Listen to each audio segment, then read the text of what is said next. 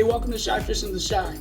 Today we're going to do a review of props. I got to get my props. Cops, come and try to snatch my props for the Minn Kota Endura Max 55-pound thrust trolling motor. These pigs want to blow my house down. Cypress Hill, right? So we have three that we're going to talk about today. We've got the stock prop that comes with the trolling motor. We've got the Minn Kota Weedless Wedge. And then we also have the Kipawa 853. So we're going to talk about situationally and based on conditions, which is the best for you. Because I'm local. On the left, we've got the stock prop that comes with the Endura Max 55-pound thrust. In the middle, we have the Minn Kota Weedless Wedge.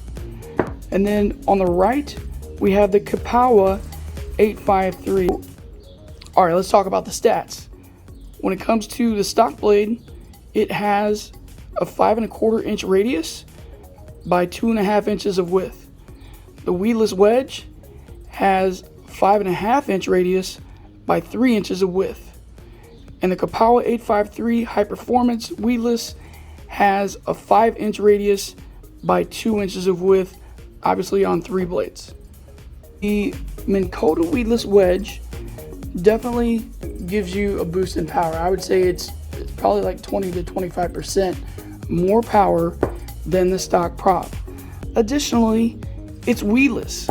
I don't know how they do it. They look very similar to me, but it is a truly weedless prop.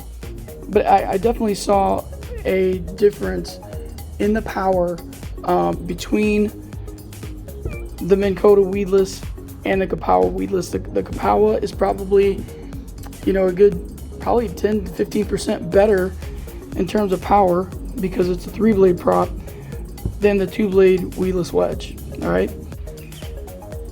So then here's the Weedless Wedge, and you can now see there's actually a gap between the housing and the prop.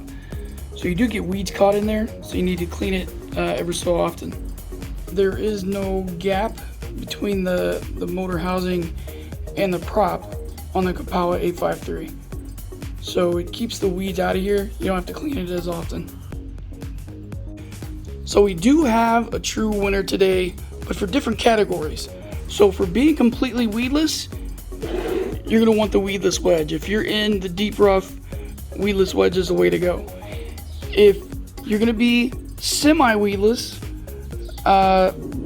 and ultimately the overall winner for power is the Kipawa 853.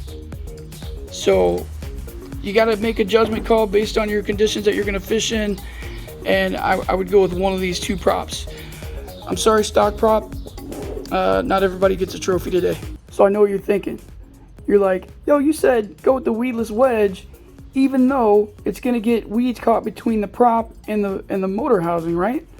And the answer is yes, because the Weedless Wedge will go through more than what the Kipawa 853 will.